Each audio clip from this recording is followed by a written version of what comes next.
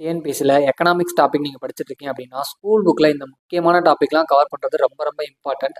அது என்னன்னு பார்த்தீங்கன்னா 10th 11th 12th 10th எக்கனாமிக்ஸ்னு தனியாக ஒரு டாப்பிக்கே இருக்கும். 11th எக்கனாமிக்ஸ் புக் இருக்குது.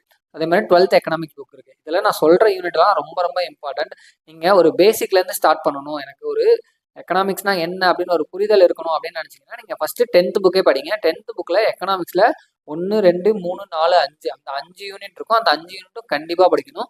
அதுக்கப்புறமா ரொம்ப ரொம்ப இம்பார்ட்டண்டான யூனிட் எதுன்னு பார்த்தீங்கன்னா 11th எக்கனாமிக்ஸ் தான். 11th எக்கனாமிக்ஸில் unit number 7 8 9 10 11. ஸோ இந்த 5 யூனிட்டும் ரொம்ப ரொம்ப இம்பார்ட்டன்ட். ஓவரால் நீங்கள் எக்கனாமிக்ஸ் படிக்கும் போதே ஃபஸ்ட்டு இதை படிக்கலாம். நீங்கள் ஒரு பேசிக் அண்டர்ஸ்டாண்டிங் வேணும்னா 10th படிச்சுட்டு அதுக்கப்புறமா நீங்கள் 11th புக் படிக்கலாம். ஸோ ரொம்ப ரொம்ப இம்பார்ட்டன்ட் யூனிட் இந்த 11th புக் தான். அதுக்கப்புறமா பார்த்தீங்கன்னா 12th புக்லேயும் சில யூனிட்லாம் நீங்கள் கவர் பண்ணி படிக்கிற மாதிரி இருக்கும். ஸோ 12th புக் பார்த்தீங்கன்னா 12th எக்கனாமிக்ஸில் யூனிட் நம்பர் 1 2 3 5 6 8 9 11.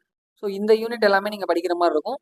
இது இல்லாமல் நீங்கள் எக்ஸ்ட்ராவாக என்னென்ன சோர்ஸ் படிக்கணும் அப்படின்னு பார்த்தீங்கன்னா முக்கியமாக இப்போ தமிழ்நாடு பொருளாதாரமும் இருக்குது, இந்திய பொருளாதாரமும் இருக்குது. அப்படி இருக்கிறப்போ தமிழ்நாடு கவர்மெண்ட்டும் இந்தியா கவர்மெண்ட்டும் பட்ஜெட் தாக்கல் பண்ணும்போது அந்த பட்ஜெட்டில் என்னென்ன அனௌன்ஸ் பண்ணுறாங்க அதை நம்ம கண்டிப்பாக பார்க்கணும். தமிழ்நாடு பட்ஜெட்டும் பார்க்கணும், இந்தியாவோட பட்ஜெட்டும் பார்க்கணும். அந்த பட்ஜெட்டுக்கு ஒரு நாள் முன்னாடி எக்கனாமிக் சர்வே, அதாவது பொருளாதார ஆய்வறிக்கைன்னு ஒன்று ரிலீஸ் பண்ணுவாங்க. ஸோ அந்த பொருளாதார ஆய்வறிக்கை தமிழ்நாடுதும் பார்க்கணும், இந்தியாவோடதும் பார்க்கணும். இதில் என்னால் இதை ஃபுல்லாக உட்காந்து பார்க்க முடியாது அப்படின்னு நினச்சிங்கன்னா நீங்கள் ஏதோ ஒரு யூடியூப் சேனல் ஏதாவது கரண்ட் அஃபேர்ஸ் ஃபாலோ பண்ணிங்கன்னா அவங்களே அதில் இம்பார்ட்டன்ட் பாயிண்ட்ஸ் என்னென்ன அப்படின்னு சொல்லி உங்களுக்கு எடுத்து கொடுப்பாங்க.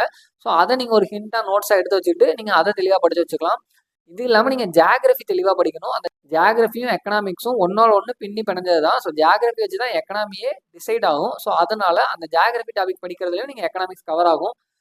எக்கனாமிக்ஸ் பொறுத்த வரைக்கும் நீங்கள் அவுட் ஆஃப் சோர்ஸ் அதிகமாக படிக்கிறத விட இந்த ஸ்கூல் புக்ஸ் எல்லாம் கரெக்டாக நல்லா படிச்சு வச்சுட்டு அதுக்கப்புறமா ப்ரீவியஸ் இயர் கொஸ்டின் பேப்பரை ஓவராலாக பார்த்துட்டு இருக்கீங்க. அதுக்கப்புறமா கரண்ட் அவர்ஸ் எக்கனாமிக்ஸ் ரிலேட்டடாக என்னென்ன இருக்கோ அதை பார்த்து வச்சிருக்கீங்கனாலே எக்கனாமிக்ஸ்க்கு டிஎன்பிசிக்கு போதுமானது.